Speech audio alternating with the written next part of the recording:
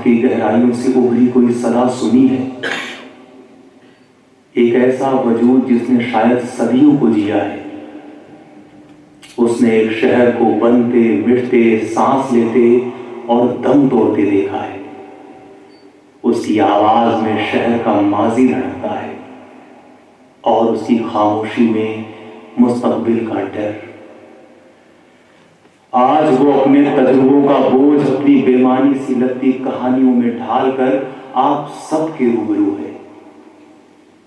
उसकी गुफ्तगू आपको बेचैन कर सकती है, इसलिए गौर से सुनिएगा, क्योंकि उसके हर लफ्ज में सदियों की उम्र कैद है और हर खामोशी में एक अंतहीन तलाश।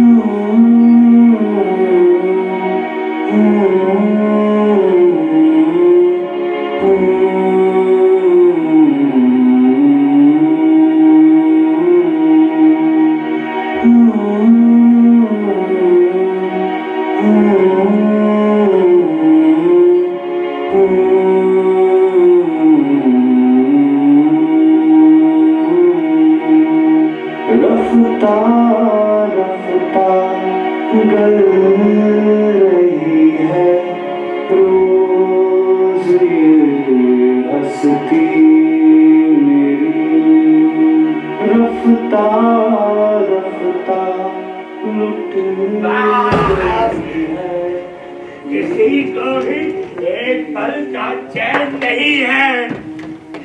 ऐसे पेश आते हैं जैसे मैं कोई सुबह से ही खड़ा था खरीदारी के लिए। किसी को भी दो पल का चैन नहीं है।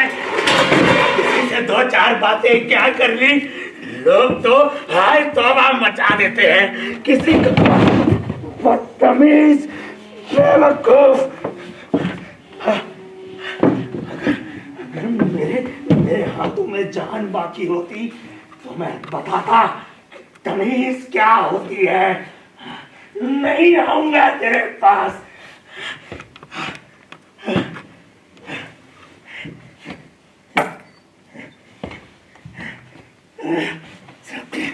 सबके मुंह में कचरा भरा है। मुंह खोलते ही बदबू आती है।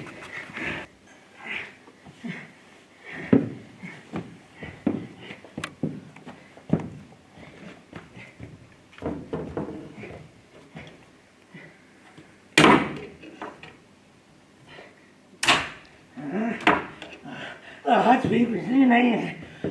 मुसीबतें तो छोटे बच्चे की तरह दामों से बदकर चलती हैं। जब से रोशनी के लिए ये चटकनी डाकती है, तब से लेकर अब तक 20 बार बिजली से गले में मिल चुका हूँ। आलम ये है कि हाथ का एक नाखून उंगली से इजाजत मांग चुका है और डर तो जहन में इस कदर हावी हो गया है। पता नहीं कब बिजली पानी का भरत मिलाप हो जाए। मेरा नाम और दर्द ये लाटे का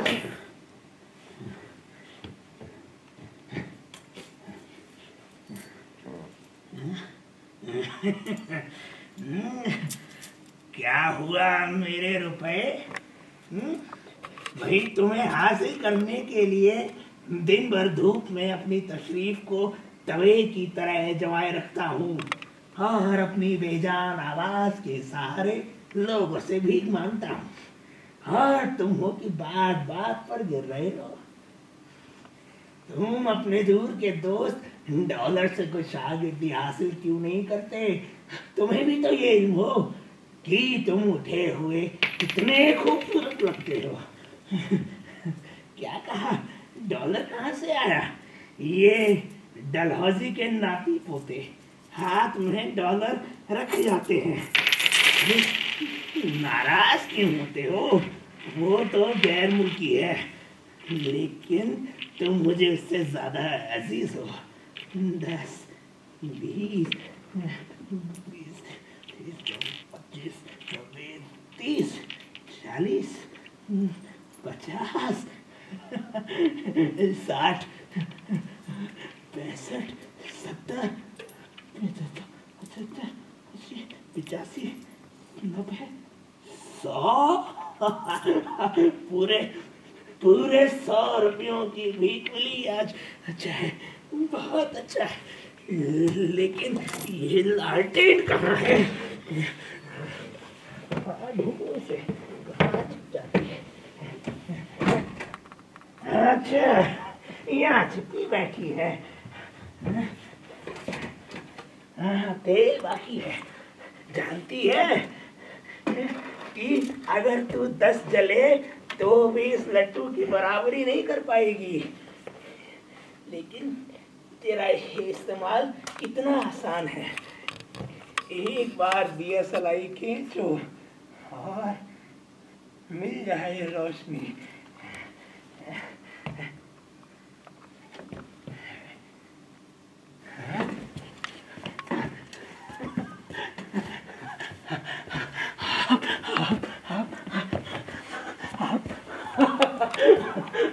आप लोग आ गए। यहाँ आने में कोई तकलीफ तो नहीं हुई? देखिए देखिए, आज भी अच्छे लोग बचे हैं। हाथ में भीख रख जाते हैं। कम से कम भूखा तो नहीं सोना पड़ता। लेकिन उनसे भी अच्छे आप लोग हैं जो अपनी दुनिया का काम छोड़कर यहाँ आए हैं धूल मट्टी में लिसरी मेरी ये उजाड़ दुनिया देखने। वक्त के पाबंद हैं आप लोग, लेकिन वक्त से बड़ा पाबंद कोई नहीं। एक वक्त आता है जब सच इल्हाम बनाता है, और फिर एक वक्त आता है जब वही इल्हाम सच्चाई खोजता है। कौन हूं मैं? क्या बनना चाहता था? ये भिखारी बनना तो मेरा सपना नहीं रहा होगा, मालूम नहीं। ये जो मैं खड़ा हूं आपके सामने, ये सच है या ख्वाब? याद नहीं आता, लेकिन इतना जरूर मालूम है, हो रही है जिंदगी बसर रोज की कारगुजारियों में, बुझ रही है पेट की आग चंद रेजगारियों में। ये रेजगारी भीख में मिलती है। खम्मा नंबर 74, गुरुद्वारा शीशगंज, चांदनी चौक, शाहजहानाबाद। ये मेरे दफ्तर का पता है। वहां से यहाँ आने में वक्त लग गया। रास्ते में कितनी भीड़ हो गई है, जहर ना हो भेड़ों का तबेला ज्यादा हो गया है। एक तरफ मुंह करके लोग ऊंट की तरह चलते हैं। भीड़ ऐसी कि एक बार रगड़ खाए तो रूह भी बदन भूल जाए। औरत की रूह आदमी के अंदर, आदमी की रूह पैसे के अंदर, पैसे की रूह जेब के अंदर, जेब की रूह कैंची के अंदर, कैंची की रूह जबान के अंदर, जबान की रूह जी हुजूरी में, हुजूर की रूह सियासत में, और सियासत की रूह मजहब के अंदर। इन सब से जूझ कर यहाँ आने में वक्त लग गया। मैं तो घंटा भर पहले ही आ जाता, लेकिन ये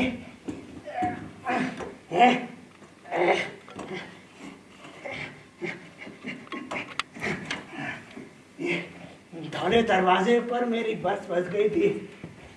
धौले दरवाजे पर बड़ा सा गोल चक्कर है। एक सड़क इधर को, दूसरी उधर को, तीसरी माथे से और चौथी पैरों के बीच में। वहाँ बीचों बीच में बहुत सारे जामुन के पेड़ हैं। पहले वहाँ कुछ नहीं था, फिर लुटियन साहब जंगल काट कर खड़ा कर गए सफेद शहर और धौला दरवाजा। धौला दरवाजा, इंडिया गेट की बात कर रहा हूँ। अंग्रेजी में हाथ और जबान दोनों तंग है। ये अंग्रेजी को हिंदुस्तान आए 200-250 साल हो गए हैं, लेकिन आज तक उसका मेरी चौखट पर आना ना हुआ। कहती है कि वो डिग्री कागज वालों के पास आती है। एक बार खूब अजीजी करके मैंने उसे यहाँ बुलाया था, तो कहती है पहले अपनी एजुकेशनल क्वालिफिकेशन दिखाओ। मैंने कहा मुझे रामायण, गीता, महाभारत मुंह जबानी याद है, बाबा ने बचपन में सिखाई थी। उर्दू यहाँ पर सीखी, गणित और पहेलियाँ माँ ने पढ़ाई, और मोर भाव ये दुनिया वालों ने सिखा दिया। तो बोली अच्छा, इन सब के कागज हैं? मैंने कहा मैं खुद तुम्हारे सामने खड़ा हूँ कागज सा, मुझ पर यकीन करो। बोली नहीं, जब तक कागज नहीं दिखाओगे तुम्हारे पास नहीं आऊंगी। बस वो इतना दरियाफ्त करके चली गई। मुझसा खड़ा देखता था चौखट पर, आएगी खुश नसीबी मेरी भी लकीरों में। मैं खुशी खुशी में हथेलियां मलता रहा, मलते मलते लकीरें मिट गई, और जो थी दामन में वो खुशियां भी इसी चौखट से चली गई। बस उस दिन के बाद से उस हसीना से फिर कभी मुलाकात नहीं हुई। देखिए मैं कितना भुलक्कड़ हूँ, ये आप लोगों को बातों में लगा दिया, लेकिन ये जो लाया था आपके लिए ये जे नहीं रह। लीजिए खाइए, ये चांदनी चौक की पकौड़ी हैं, तकल्लुफ ना कीजिए। आप लीजिए लीजिए लीजिए, वहाँ भी आता हूँ। थोड़ी ठंडी हो गई है, लेकिन स्वाद और नमक सब बराबर है। एक बात उन्हें दे देना, एक बार बहुत तेज बारिश हो रही थी, तो मैं एक छज्जे के नीचे जाकर बैठ गया। तभी वहां पर एक आदमी आकर बैठा, उसको मैंने ये अंग्रेजी हसीना वाला किस्सा सुनाया। बात करने पर मालूम पड़ा कि वो कोई अंग्रेजी का बड़ा जानकार था। तो उसने मुझसे पूछा, शेक्सपियर को जानते हो? मैंने कह दिया हाँ जानता हूँ, ये वही है जिसे मैं मिर्जा गालिब समझ बैठा था। और एक बार तो शेक्सपियर से मिलने बल्ली महाराज भी चला गया। तब वहां जाकर मालूम पड़ा कि वो तो अंग्रेजी में लिखता था और मिर्जा ठेठ उर्दू में। किसी वाक्य ने मुझसे झूठ कह दिया था कि मिर्जा ही शेक्सपियर है और इन दिनों दिल्ली घूमने आया है। लेकिन क्या शख्सियत थी मिर्जा साहब की। एक बार उनकी हवेली पर जाने का मौका मिला था। उनकी शायरी का खूब हल्ला था। उन्हें कभी नहीं देखा, लेकिन उनका नाम बहुत सुना था। गली कासिम जहाँ में घुसते ही उनकी हवेली थी। वैसे तो सारा मोहल्ला हकीमों का था, लेकिन उन हकीमों के बीच उस सुखनवर की इल्मी दुनिया बसती थी।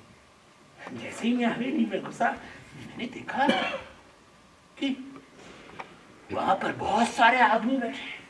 अब मुझे ये नहीं मालूम कि उनमें से मिर्जा कौन है। मैंने गुस्ताखी से ये पूछ दिया कि आप हुजूरों में मिर्जा गालिब कौन है? बस तभी एक आवाज आई, पूछते हैं वो कि गालिब कौन है, कोई बतलाओ कि हम ही बतलाएं क्या? बिला शक वो मिर्जा साहब थे। हवेली के सहन में बैठकर हुक्का गुनगुना रहे थे।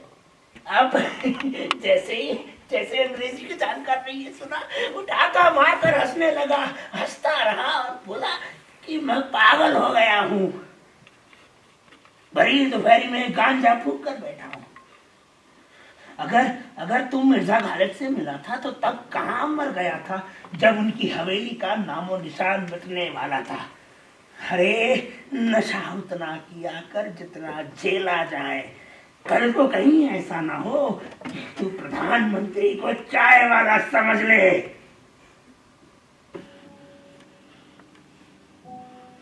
वो मेरे हाथ में सिक्का रख कर चला गया। वो जिस दया से मेरे हाथ में सिक्का रख कर गया था, वो उस दया के सामने कुछ नहीं। तू मुझे उसे देख कर आई थी। मुझे भले ही शेक्सपियर की उतनी जरूरत ना हो, लेकिन उसे तमीज की बहुत जरूरत थी। आज लोगों में होड़ लग गई है कि सबसे अच्छा बदतमीज कौन है। सुबह उठते ही मारपीट, बस में बैठने के लिए ईंट पत्थर निकल आते हैं। सुबह आदमी घर से ये सोचकर निकलता है कि आज किससे और कैसे लड़ा जाए, और किसी की बात पर भरोसा कैसे किया जाए। 5 मिनट में करता हूँ बोल कर तो आदमी 1 घंटे में काम करता है। दुकान पर वो लड़का वो किसी बात से बिगड़ गया कि मैं दुकान वाले को पैसे देने की बजाय उससे बात कर रहा हूँ। आज इसे सबकी जबान छोटी हो गई है। जहाँ लगता है फायदा होने वाला है वहाँ गधे को बाप बना देंगे। इस दुनिया में कौन सा कोना है आज जहाँ मिलावट नहीं है। प्यार में, दोस्ती में, काम में चोरी। लोगों ने तो बच्चा पैदा तक करने में मिलावट शुरू कर दी। ये बोली बानी कौन इस मार खाए। चौराहे पर भीख मांगने बैठता हूँ तो एक ही बात में 4 गालियां सुनने को मिलती है। हर बात पर माथे की बिंदी की तरह एक गाली चिपकी रहती है, जिसके बिना दिल्ली तो क्या पूरे हिंदुस्तान की बातें अधूरी हैं। शर्म आती है उन लोगों पर ये पढ़ लिख कर तालीम हासिल करके माँ बहन की गालियां देते हैं। खूब शेखी समझते हैं। शेखी तो तब मालूम जब बिना गाली दिए बहस जीत कर तो दिखाएं, तो इनका दम ना भूल जाए कि बाप और माँ से आगे क्या आता है।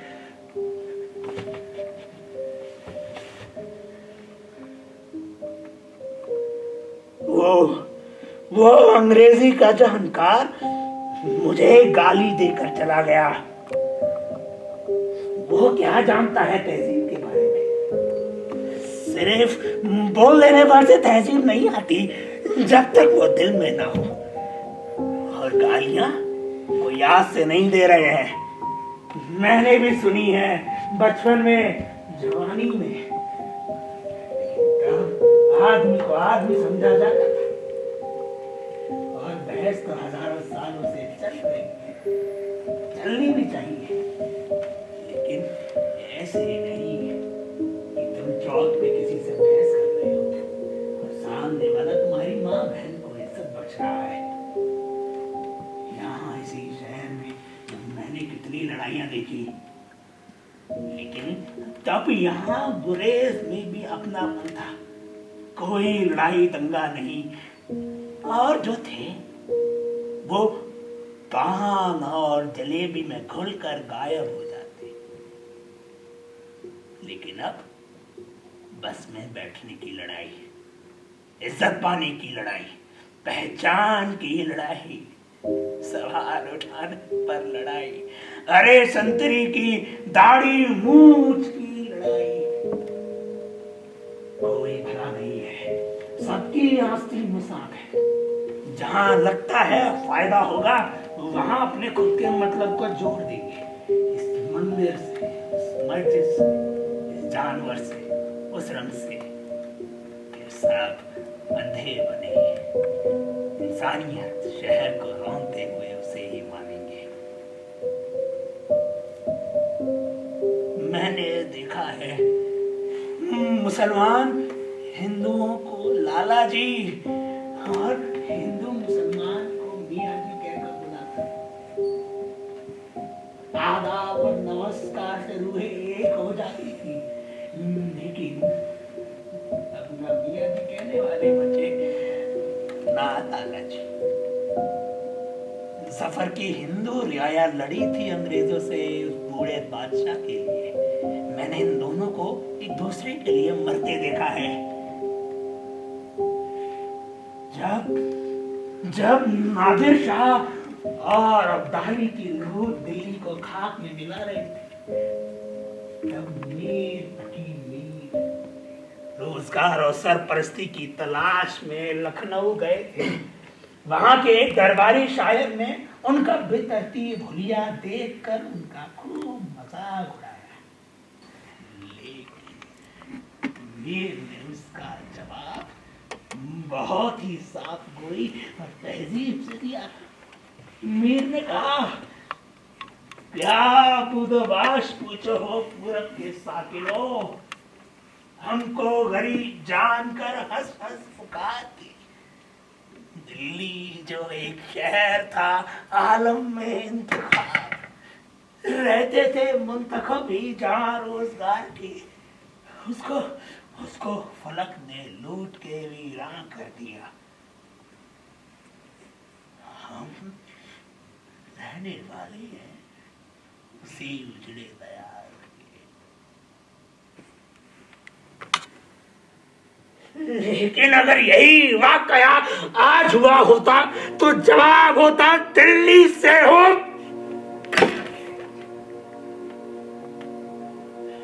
ये कहने में कितनी शान महसूस करते हैं, लेकिन कभी दिल्ली की तहजीब को जाना है?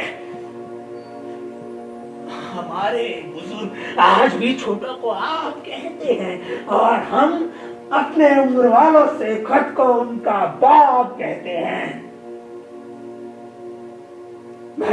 मैं इस शहर को तब से देख रहा हूं जब यहाँ हवा साफ और जमुना उजली हुआ करती थी। उसकी वीरानियत पर मैंने एक जवान शहर बनता देखा और फिर उसी शहर पर लूट और खरोच की तबाही।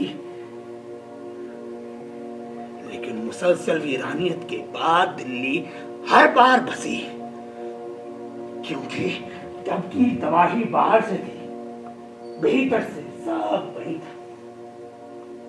लेकिन आज दिल्ली बाहर से आबाद तो है, चारों तरफ लोग बस गए हैं। ऊंची ऊंची कांच की मीनारें खड़ी कर दी हैं, जमीन से लेकर आसमान तक अजगर की तरह मेट्रो फैल गई है। लेकिन ये तो ईंटों ने तरक्की की है, दिलों ने नहीं। असल में दिल्ली अंदर ही अंदर कर रही है।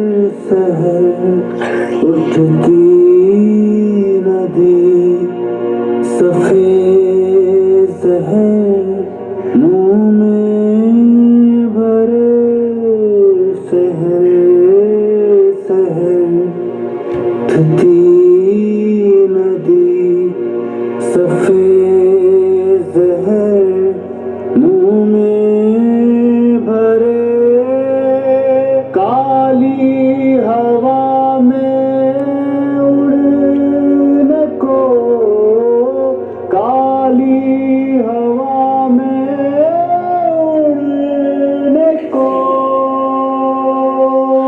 दर्दी, जुनून पंछी सब इस काली हवा में गायब हो गए हैं। गायब हो गए।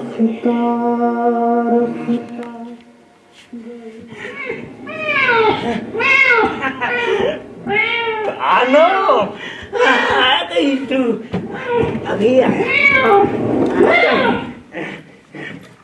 तश्तरी कहाँ है?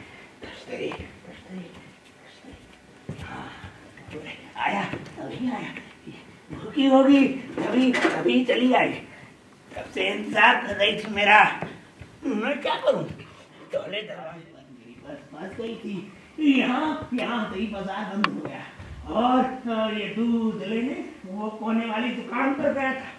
वो दुकानदार हमेशा की तरह पूछने लगा कि बाबा सच बताओ, 90 किलो हो गए, भीख मांगते हो, ऐसा क्या खाते हो कि अभी तक जिंदा हो, जड़ की तरह चिपक जाते। लेकिन उससे बहुत डरता है।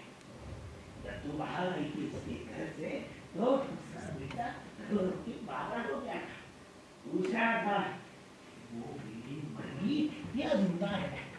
मैंने कहा कि जब तक मैं जिंदा रहूंगा वो दूध पी रहेगी, ले पी ले। पीती क्यों नहीं? अच्छा, जब तक मैंने तुम्हें तेरी बीवी है या पी।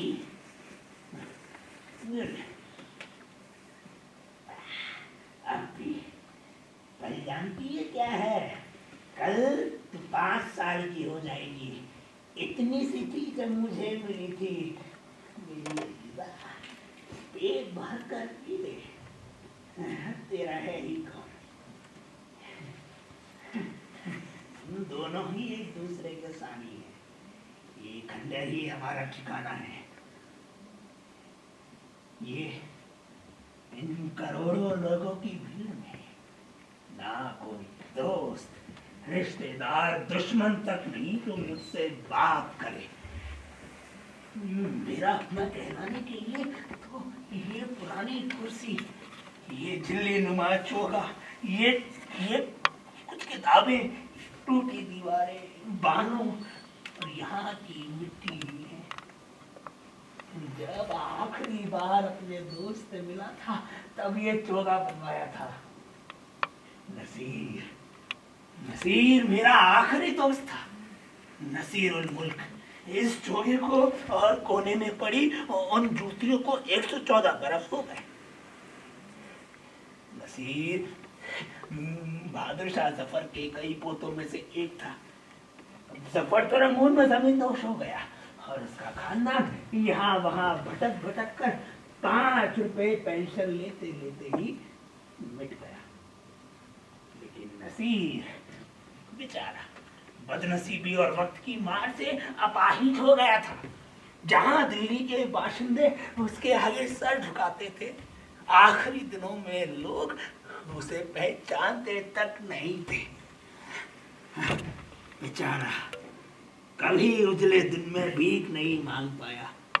उसे शर्म लगती थी खैरात देने वाले हाथों से भीख लेने। 57 के गदर के बाद अंग्रेजी सरकार उसे हर महीने 5 रुपए पेंशन देती थी। रस्सी जल जाती है लेकिन बल नहीं जाता। सियासत चली गई लेकिन शहजादगी नहीं गई। वो 5 रुपए उसे पूरे नहीं पड़ते थे और उसके ऊपर नालाओं और बनियों का उधार चढ़ता गया।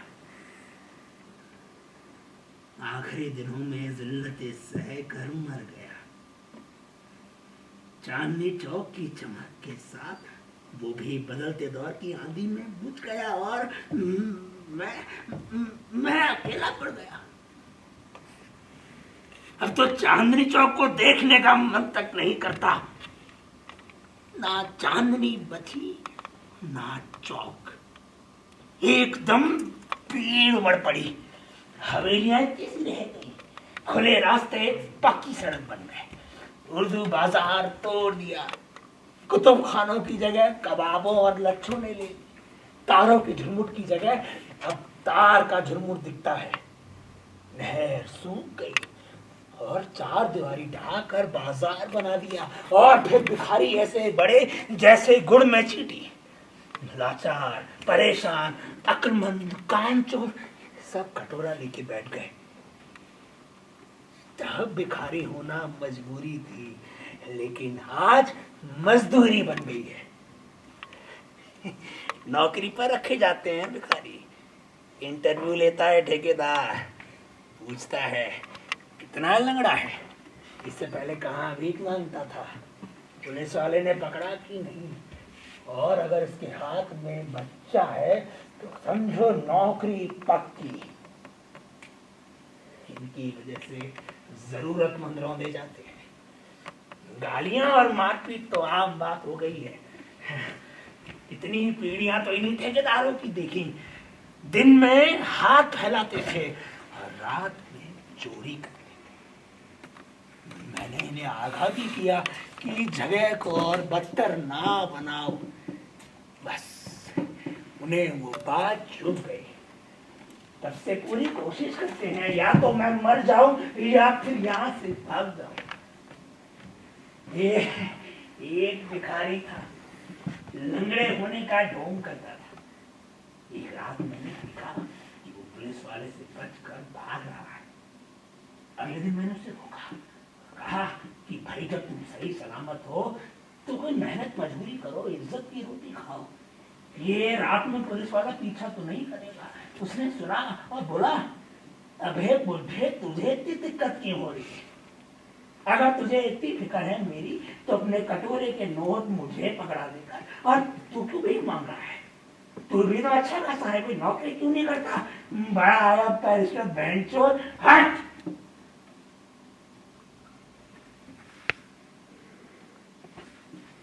मैंने उसके सर पर हाथ फेरा, हाँ उठ गया। ऐसा नहीं था कि मैंने नौकरी करने की कोशिश नहीं की, मैंने बहुत कोशिश की, लेकिन बूढ़े घोड़े पर कौन पैसा लगाए। मैंने कुछ साल पहले तक सब्जी बेचना, माली की नौकरी, तबेलों में घोड़ों की लीज साफ करना, मरे हुए जानवरों को रास्ते से उठाना और ना जाने क्या क्या किया।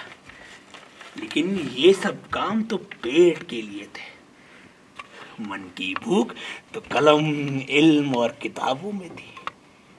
सो आज के हिसाब की मेरे पास डिग्रियां नहीं थी।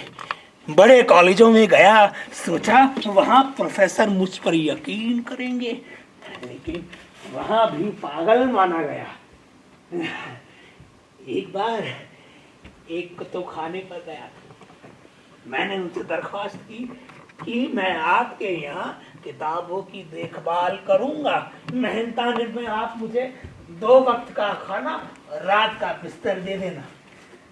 उसने मुझसे कहा, बाबा तुम्हारे हुलिये को देखकर तो लगता नहीं कि तुमने कभी किताब देखी होगी, और तुम पूरे कब्र में लटक रहे हो। जाओ बहू बेटे से बात करो और घर जाओ, और जो बहू बेटे घर के अंदर ना आने दें तो किसी मंदिर मस्जिद के बाहर बैठकर भीख मांगो, लेकिन यहाँ से नहीं जाओ।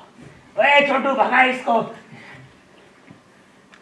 उसने बड़ी इज्जत के साथ भगाया।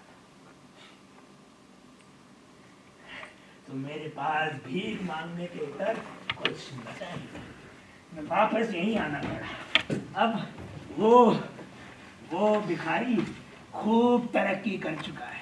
पहले एक पैर से अपाहिज था, जब से आंख से अंधा बनाए भीख दुगनी हो गई है।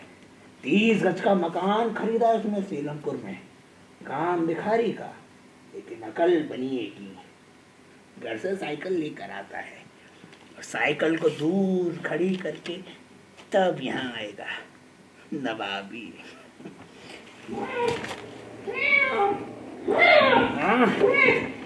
क्या हुआ? दूध तो खत्म हो गया। अच्छा एक काम कर, अभी जा सीधा बिस्तर पर जाना, खेल कूद नहीं करना, और सुबह जल्दी आ जाना। जा सीधा। अरे वहां से नहीं, यहाँ सीधा वहां कुत्ते हैं।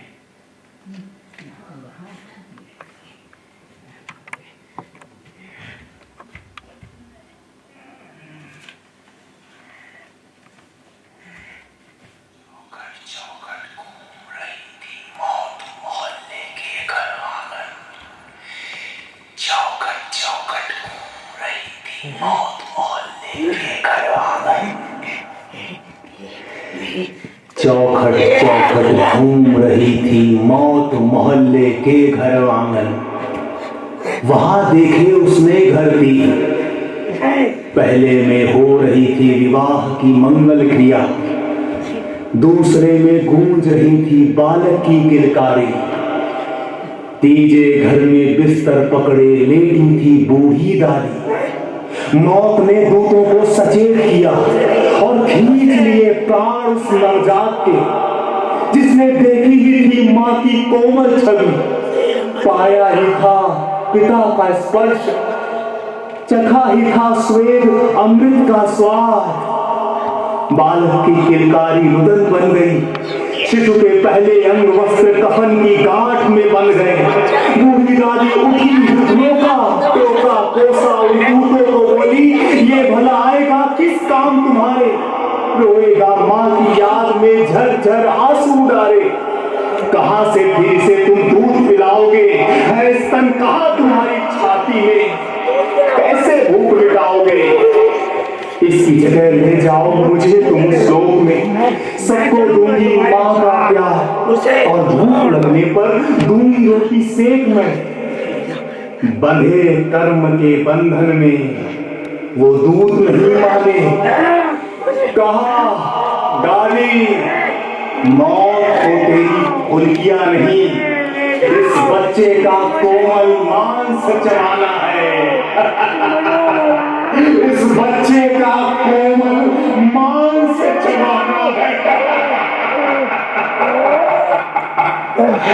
चौकट चौकट हो रही थी।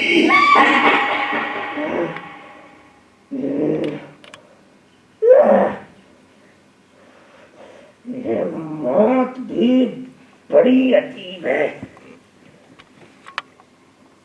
जिसे उसकी जरूरत है, जो उसे पाना चाहता है, उसके पास नहीं आती। लेकिन जो अपनी जिंदगी में खुश है, उसके पास चली जाती है अंधेरा करने। मेरा ये बूढ़ा जिस्म मुझसे रोज चीख चीख कर जाने को कहता है, लेकिन मेरा बस नहीं चलता। हजारों बीमारियां हुई, उम्र निकल आया, हड्डियां टूट गई, आंखों की रोशनी कमजोर हो गई, मौत नहीं आई।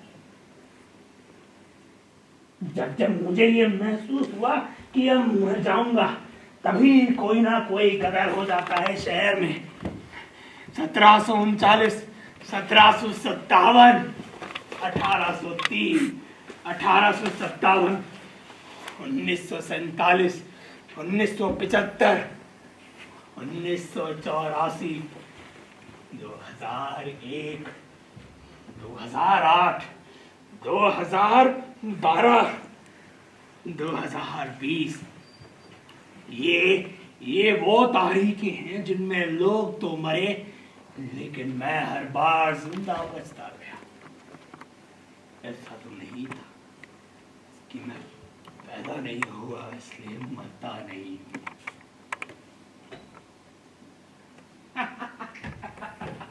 मैं भी कभी जवान था आप लोगों की तरह, मेरी भी हसरतें थी जैसे आप लोग देखते हैं इस उम्र में।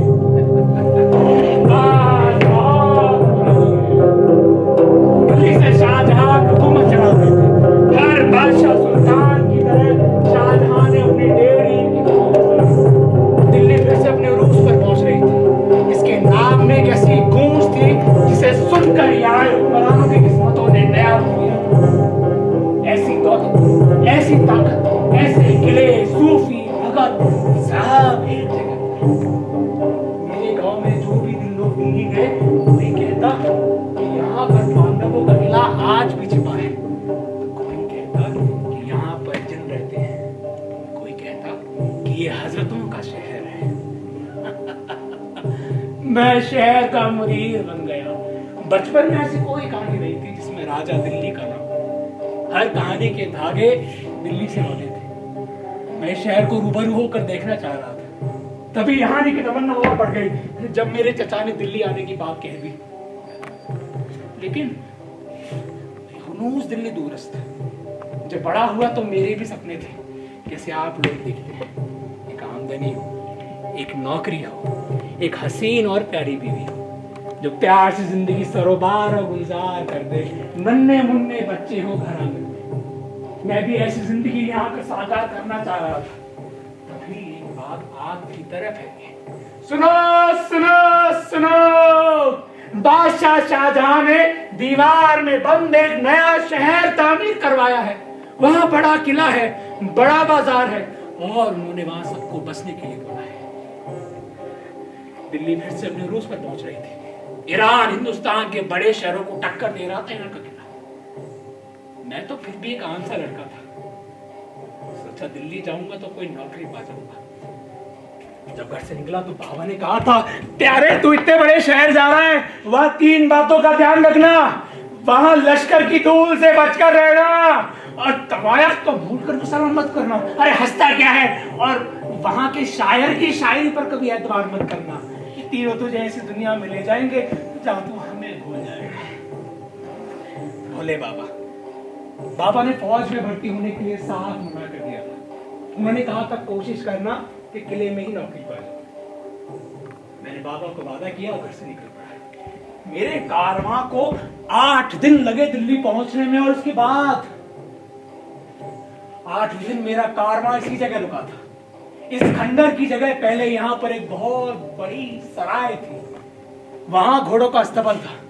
यहाँ और वहां बड़े बड़े कमरे थे। इसके पीछे एक हौज थी और इसकी छत पर खड़े होकर मैंने वो मीनार देखी थी जिसका कद सिर्फ कहानियों में सुना था। कुतुब महरौली यहाँ से कुछ ही मील दूर था। यहाँ से मैं सीधा शाहजहानाबाद को निकल पड़ा। रफ्ता रफ्ता जंगल को पार करते हुए पुराने शहरों के खंडर बनने लगे और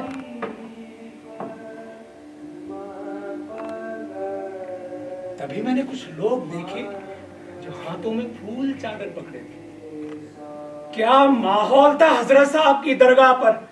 हर कोई दीवाने की तरह झूम रहा था। कव्वाल अपने गले का सारा जोर लगाकर गा रहा था, मुख पर डाले केस चल खुसरो घर अपने सांझ भई जहूं दे।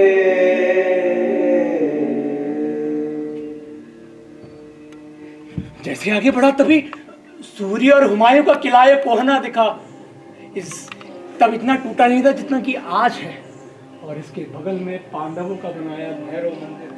यहाँ दुआ सलाम करके मैं जैसे ही आगे बढ़ा तो सोच में पड़ गया। जब से यहाँ आया हूँ खंडर ही खंडर दिख रहे हैं। शहर कब आया? कहीं ऐसा तो नहीं कि किसी ने झूठी कहानियां सुना दी। अगर कोई नया शहर बना ही ना हो और आगे जाकर चोर ठग मेरा सामान छीन कर मुझे मार डाले तो डर लग रहा था। मुझे शहर पहुंचना था। तभी मैंने बहुत सारे लोग देखे जो शहर की ओर जा रहे थे। मतलब किसी ने झूठ नहीं कहा था, लोग हैं तो शहर भी होगा। मैं आगे बढ़ा तभी मैंने चांदी सी चमकती जमुना नदी का दीदार किया। चांदी का आप जो ऊंचे हिमालय से निकलकर यहाँ अपनी गोद में सरे भरे जीवन को पा गई थी। दूर तक पहले इसके किनारे जगह जगह बने घाट और इनमें तैराकों का हुनर ऐसा कि उल्टे बहाव में पूरी नदी पार कर जाए। चंबल के मगर भी खौफ खा जाए। नदी शहर के पीछे पीछे बह रही थी और एक बड़ी दीवार की निगरानी में इसे बनवाया था। दिल्ली दरवाजे से शहर में दाखिल, वहां जांच परख हुई और इसके बाद मैं दिलवालों के शहर के मुहाने पर खड़ा था। क्या शान थी सजी मुझ शहर की। हाथी की सवारियां, घोड़ों की टापें, किले की दीवार पर मुस्तैद सिपाही और किले के पश्चिम में ऐसा रंगीन बाजार, आलम ऐसा कि पूरी दुनिया का सामान यहीं पर बिकने के लिए बना था। और जैसा शहर वैसे अनोखे लोग, सबने पाँव में जूतियां पहनी हैं, सर पर पगड़ियां, उंगलियों में अंगूठियां और पान की सुर्खी आदाब कर रही थी। और तभी मैंने नहर देखी, नहरे बहिश्त, जन्नत की नदी। जैसी चांद ने अपनी रोशनी उस नहर पर फेंकी, वो चौक चांदनी रंग का हो गया। देखो निगाहे शौक से दिल्ली के नजारे, तहजीब की जन्नत है जमुना के किनारे। ये मेरे लिए कहानियों की दुनिया थी। एक जैसी गलियां, अनगिनत घर। मैं यहाँ से वापस जाना नहीं चाहता था। यहाँ कुछ भी एक जैसा नहीं था। ऐसा नहीं था कि इकलौता शहर था, लेकिन एक एहसास घर कर गया था मेरे सीने में, जिसे मैं आज तक बयान नहीं कर सकता। हर पहर की अपनी अलग ठंड, हर मौसम का अपना अलग कारोबार। यहाँ लोग आमों के बड़े शौकीन थे। जैसे जेठ के महीने आते, घर घर आमों की भरमार हो जाती। सावन आया तो यहाँ से लेकर मेहरौली तक फूल वालों की भीड़ फूलों की चादर बिछाती हुई जाती। और पूस के महीने में मेले की आराम झटके थी। सर्द शाम की खुशबू, भीनी भीनी सर्दी में रात रानी की महक, और दौलत के चाट के खोमचे से पाव भर चाट जुबान पर रखते ही रूह में घुल जाता। और बसंत आया तो जमुना किनारे मेले लग गए। तैराकी का मुकाबला चल रहा है। एक तैराक तो ऐसा है कि वजीराबाद से लेकर राजघाट को एक ही बार में पार करता था। और उसी जमुना पर पहले पैर में सूरज माथे की बिंदी की तरह टक जाता। दूसरे पैर में खोमचे वाले खोमचे को जरा बख्तर मानकर हवेली दर हवेली जायका परोस रहे हैं। आहा, गोल करा कानों में मिश्री घोल रहा है। और तीसरे पैर में बच्चे दौड़ते हुए किसी बूढ़ी दादी के हाथ में बंद इमली खाने को लड़ रहे हैं। और जैसे ही शाम का पहर आता, कोई बांका किसी हसीन दिलरुबा से नैन लड़ाने की फिराक में घूम रहा होता है। और अंधेरा हुआ तो शहर दुल्हन बन गया। सफेद पजामे, चूगा पहने हुए, बदन पर गुलाब का इतर लगाए, श्री जमात शेर व शायरी की वाह वाह होठों को गुलजार कर जाती है।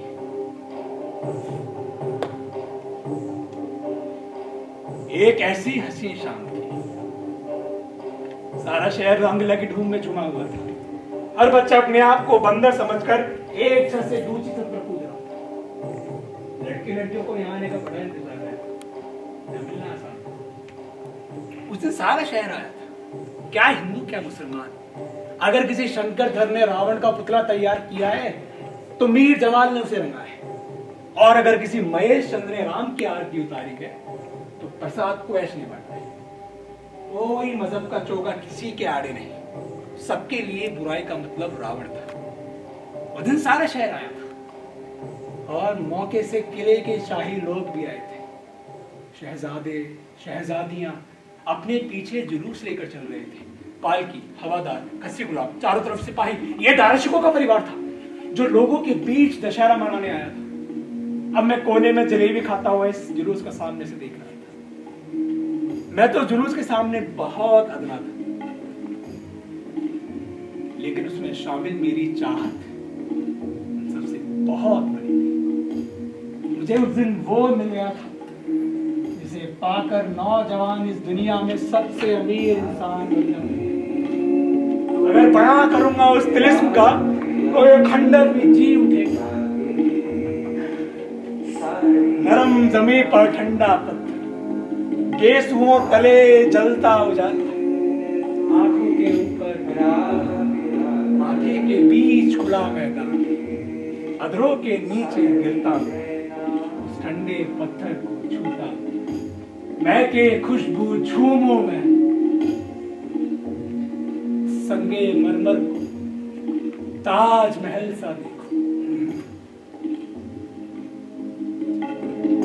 तुझ बिन तरसे रस राह कोई निहारे। मुझे किले में हवादार की नौकरी मिल गई। हुजूर खैरत खां साहब मेरे मालिक थे जो दिल्ली के हाकिम थे। उनकी हवेली किले के अंदर थी और किले में शाही हरम था जिसमें एक बांदी रहती थी जो मुझे बहुत पसंद थी। मैंने उसे खत भी लिखा था। मैंने लिखा था, मेरी अजीजा, मेरी संगे मत, जब से शहर में आया हूं मैं तो पागल हो गया हूं। इतनी रौनकें देख चुका हूं कि आंखों की रोशनी कमजोर हो गई है। हकीम साहब को दिखाया है, कहते हैं बेटा डरने की जरूरत नहीं है, इसका इलाज इतना ही है कि तू किसी आफताब से शादी कर ले। मैं तेरी मोहब्बत की आंधी में बह चला हूं और बहते बहते इतनी दूर आ गया हूं कि वहां तेरे साथ के अलावा कुछ नजर नहीं आता। मैं हुजूर खैरत खां साहब के हवादार हूं। आमदनी अच्छी खासी है। हर रोज तुझे जलेबी, हफ्ते में एक बार घी से लबालब घेवर, महीने में एक बार शेर मेहरौली की, साल में एक जोड़ी पाजेब दिला सकता हूँ। इससे पहले कि मेरे बाल सफेद हो जाए, मेरे साथ घर बसा। रामलीला के दिन रेती पर मिलूंगा। तुम्हारा जैसे जुलूस आगे बढ़ा, उसने वो खत एक बच्चे के हाथों वापस कर दिया। शादी।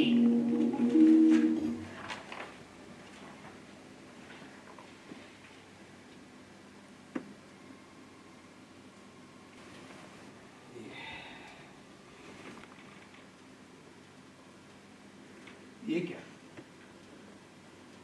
मेरा घर तो बसने से पहले ही उजड़ गया।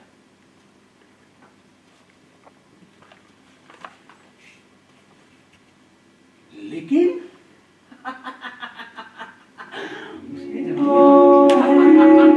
उसने जवाब में हाँ लिखा था। मैं एक ही पल में मुफलिस से मारामार हो गया। जलेबी की वो चाशनी मुझे पिघली हुई चांदनी लग रही थी। इतना पागल हो गया कि खुशी खुशी में रावण के पुतले का शुक्रिया अदा करने लगा। यहाँ की मिट्टी को छूने लगा था। पूरे मेले में बेलगाम घोड़े की तरह दौड़ रहा था, और जब गले लगने के लिए गोली मिला, में छलांग लगाते चारों तरफ लोग जमा हो गए। कोई बांस की बल्ली फेंक रहा था तो कोई नाव छोड़ने में लग गया। लेकिन मैं बाहर नहीं आना चाहता था। जी में आ रहा था कि किले के रास्ते शाही हरम में दाखिल हो जाऊं और नक्कार बजा बजा कर पूरे किले को बता दूं कि हरम की वो बांदी नहीं, अब से मेरी मल्लिका है। मेरी मल्लिका, मेरी सपनों की रानी, मेरी बहिश्त की परी।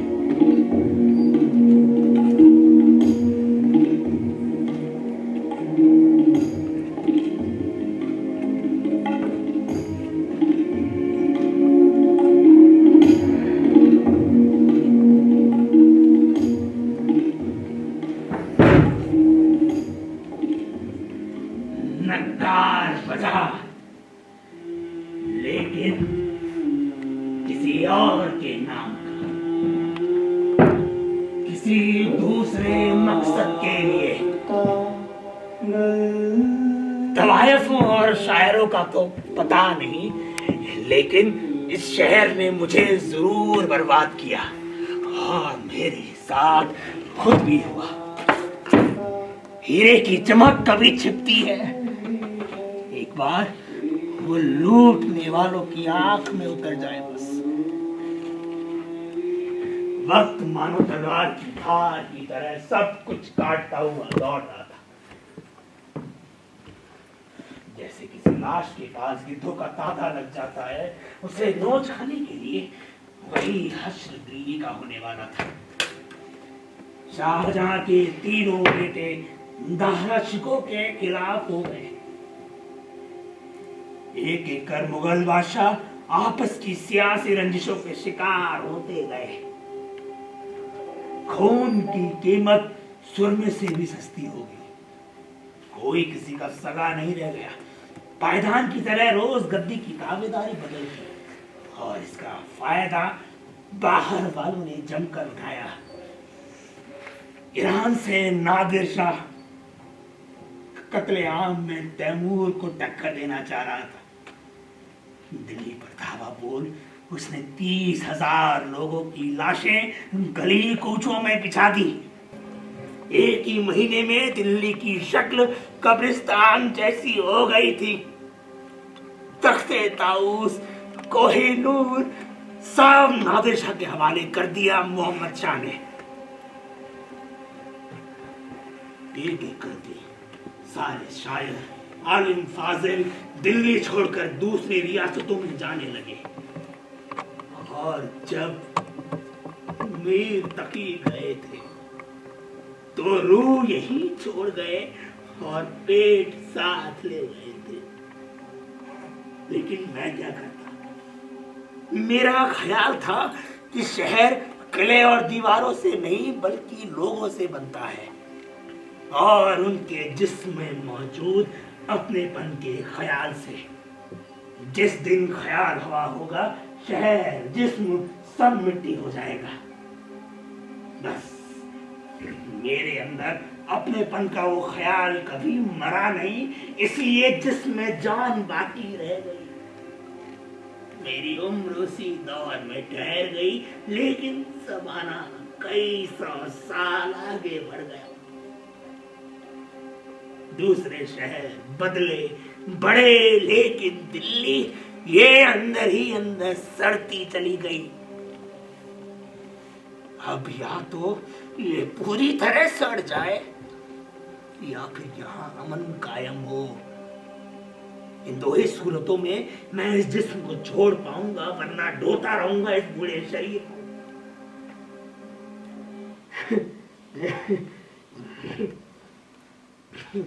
ये आस ही मेरे बुढ़ापे का सहारा है, और मैं इसकी बुझती लौ का तेल।